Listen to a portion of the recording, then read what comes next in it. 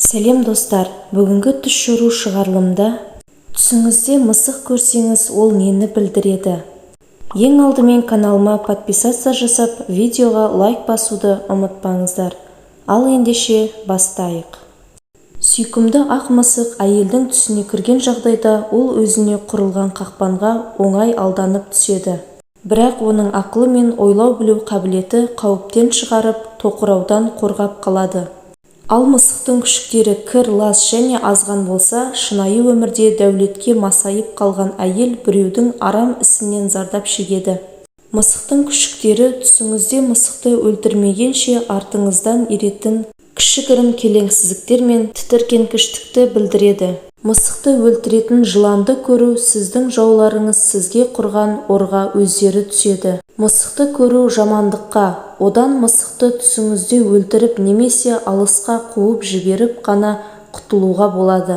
Мысық сізге атылса, өмірде сізді қаралау үшін бәріне даяр жауларыңыз болады. Алайда мысықты қинап жіберсеңіз, беделіңіз бен тағдырыңыз биіктеп, үлкен қиындықтардан құтыласыз. Аянышты лас мысықты көру де жаман жаңалықтарға.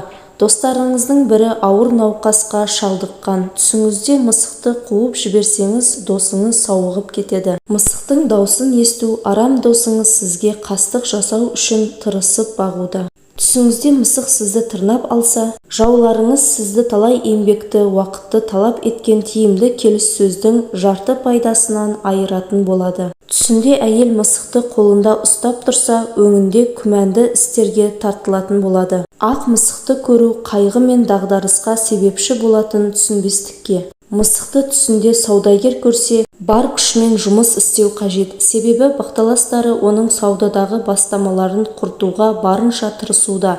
Жетістікке жету үшін барды салу қажет. Ұйқыда бір-біріне дос жылан мен мысықты көру сұрапыл соғыстың бастамасын білдіреді. Достар, осыменен бүгінгі түс шору шығарылымы аяқталды. Видео ұнаса лайк басып, каналыма жазылуды ұмытпаңыздар. Келесі кездескенше сау болыңыздар.